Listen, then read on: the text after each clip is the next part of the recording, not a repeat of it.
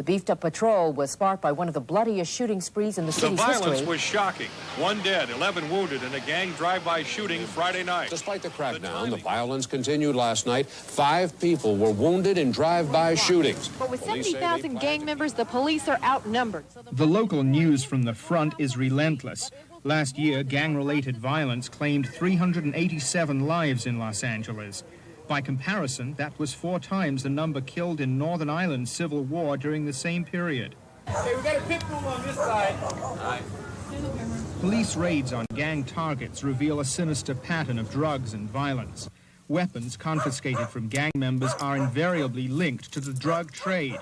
Because of that connection, the story behind the upsurge of gang violence in Los Angeles begins 3,000 miles away in Miami, Florida. Nearly 4 years ago, Vice President George Bush showed off a new tool in the war on drugs, a high-tech chase boat. Bush's demonstration was part of the much-heralded federal crackdown on Miami Vice. The government vowed to choke off the Southeast as a port of entry for South American drug traffickers.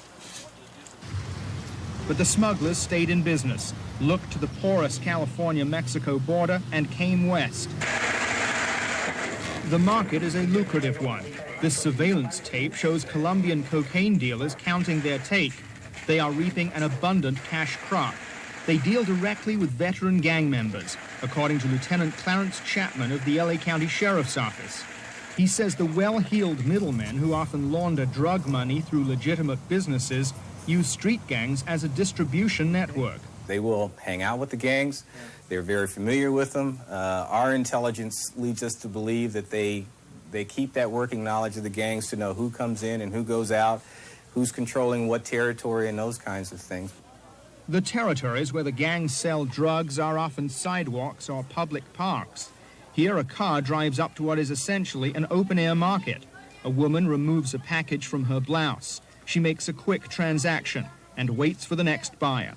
The hot item is crack or rock cocaine, a mixture of cocaine and baking soda. It's easy to dilute, which makes it profitable, and it is highly addictive, even in minute quantities. The desperation of users creates a burgeoning demand. Street cops trying to stop the trafficking are overwhelmed and frustrated. Cocaine and drugs are destroying this country, and it's going to get worse. Why is it going to get worse? Because we're out of control. We are out of control. Sheriff's deputies Robert Rifkin and Mike O'Hara police the gang areas of southwest Los Angeles. Neighborhood graffiti here mark territory. When one gang crosses out another's logo, it's a sign of war. The Lennox is the whole wall there. They wrote it nice and big, so all the other rival gangs can come by and see this belongs to Lennox. You're in Lennox area here. This area of South Los Angeles is chiefly Hispanic. Black and Hispanic gangs do not intermix. This street here is well known for drug sales. Usually illegal aliens, Mexicans, will be selling dope on the street. See these two right here? They're local dope sellers and gang members. The two, nicknamed Sneaky and Trapper, seem accustomed to police pat-downs, and they are proud of their gang loyalties. You fighting with Inglewood 13? Yeah. Who else you fighting with? For my enemies. What about Tepla? Tepla, I don't like Tepla. You don't like Tepla right now, huh? Why not? Chavalas. Affiliations count for little, since sets of the same gangs often fight each other. A few blocks away, we run into one of Sneaky and Trapper's adversaries, Chico, a rival from the Teppa set. Chico says Teppa controls the area's drug distribution. Nobody can hang around over here, not the gangs. What happens if they do? I don't know. Maybe he can get killed. Other gangs can't come here and sell dope in your area. Nope. You control this area. Yeah. Not far away is a black neighborhood, turf claimed by different but just as violent gangs. Here we find a different culture, but the same deadly code of retaliation. You know, somebody killed your homeboy, you want to kill all their homeboy. That's a person you love. You know, you want to take care of some kind of revenge. 26-year-old Junebug is a victim of this attitude. He lost his leg in a shooting at the age of 14. In January, he was left paralyzed after a drive-by shooting. How do you think gang members feel when they do a drive-by shooting and hit an innocent person? They don't care. Why don't they care? They don't care about themselves. They just want a reputation. What do you mean by they want a reputation? Want to be known. They want to be known within their gang that they're tough. Yeah. Often, drive-by shootings are a form of gang initiation. The gangs are beefing up their firepower, often with stolen weapons. Police, too, are equipping themselves with semi-automatic weapons for raids which have uncovered caches of assault rifles, semi-automatic and automatic firearms. Enough of the killing, enough of the terrorism, enough of the fear. Enough is enough. In the gang-ridden sections of Los Angeles, the communities are in perpetual mourning. Here for a young girl killed in a random shooting. And here for a police officer shot when he confronted two street corner drug dealers. Jim, we love you. Bye, old buddy. The June '87 killing of Officer James Pagliotti brought an outraged chief of police to the scene in the North Los Angeles community of Sylmar. These are no good, miserable sons of bitches that are plaguing this city, and we got to get rid of them. One of those charged in the crime is 19-year-old Thomas Pee Wee Mixon. According to the police report, Mixon said he was in the area selling rock cocaine because his own community was saturated with dealers. Police say Mixon's friend was the trigger man, but as his associate, Mixon is also charged with murder. He has pleaded not guilty. Mixon, who has a record as a small-time drug peddler, is held in a section of L.A. County Jail reserved for the Bloods. His red shoelaces distinguish him from Crips, who often wear blue. Because that's the side that I live with. This the side, the group of people that I live with. Mixon's lawyer wouldn't let him discuss the case, but Mixon did talk about his background. He said he isn't a hardcore gang member, but fell in with gangs because of where he lived. It's nothing that, you just pick somebody to hang with. If I had if I was around a bunch of musical singers, I'd be a music singer. But I was around a bunch of gangbangers, so I was considered a gangbanger. You're saying you didn't have a choice? So, a different area, I'd be in a different situation. The Ujima Village housing project where Mixon lived is Bloods territory. Many residents live in fear of gangs. Annie Crenshaw, Thomas Mixon's mother, tries to keep her 14-year-old twins, Jermaine and Shermaine, out of gang activity. So I try to keep him away from it as much as I can. If I send him to the store, he don't have to be and did nothing. But to them, he's out of his territory. Whatever that means. Yeah, what does that mean? Like, there's blood over here. Yeah. There's Crips over there by the store. Yeah. And they don't like blood. They say it's coming out the park. They'll try to jump us. What are you? Nothing. But he's staying here. By staying here, they think everybody in here bloods.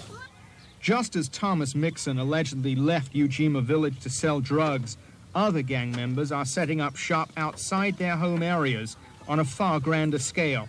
It's now spreading to the northern states on the coast, Washington, Oregon, a lot of connections between Los Angeles and Seattle, Washington, D.C., Detroit. So it spreads, and there's evidence right now that the gangs are spreading all over America. I mean, Los Angeles gangs, the Crips and the Bloods. In Los Angeles, on January 31st, gang violence spread from the minority communities where it was traditionally confined. In Westwood, an affluent movie and restaurant district, a bystander was killed by gang crossfire. Police quickly responded to calls for a swift crackdown on gang violence. And we will do everything in our power to put the gang members where they belong, and that's in jail, off the street. Since February, the Los Angeles Police Department has fielded a massive show of force. On occasion, up to 1,000 police officers in a night sweep through neighborhoods, booking gang members on a variety of charges. We're taking the streets back, and we're using every legal means we have. And one of them is drinking in public. In other neighborhoods, public drinkers might get off with a warning. The police said these were gang members. Their blue bandanas identified them as Crips, as did their canes, and a Houston Astros cap, which signified a Crip subgroup. No drugs were found, but one man wore a beeper, often standard equipment for dope pushers. In jail, the arrestees were unrepentant.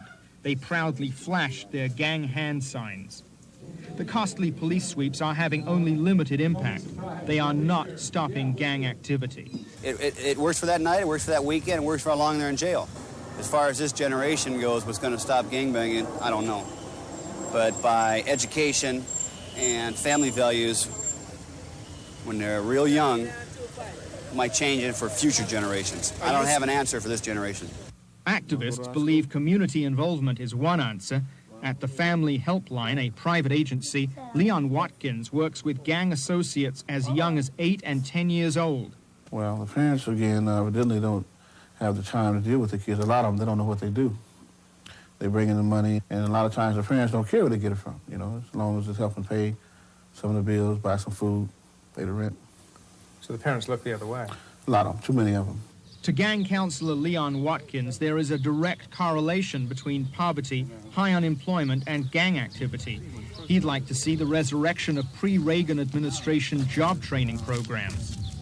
When that left, that's when gang violence began to escalate, if you ask me, because cocaine and drugs came in, and those of us who work with kids on a work program, we had nowhere to go and offset it. Because they don't have that hope no more. The hope they see are the big drug dealers with the gold chains and the cars and things. They don't see a lot of success stories. How do you tell some 11, 12, 13-year-old kid that's got $300 in his pocket that selling dope's wrong? They got more money than we do. Nice cars, having the ladies, all the jewelry, and that's to them, they're role models. They can't get jobs. But you belong to a gang, and the gangs are making money and doing whatever they do. You can forget about the reading and writing. You understand? I can go out and make me some money, and I want a piece of the American dream. But this is no dream. It's an American nightmare come to life. Police predict gang violence this year will top 1987's alarming record.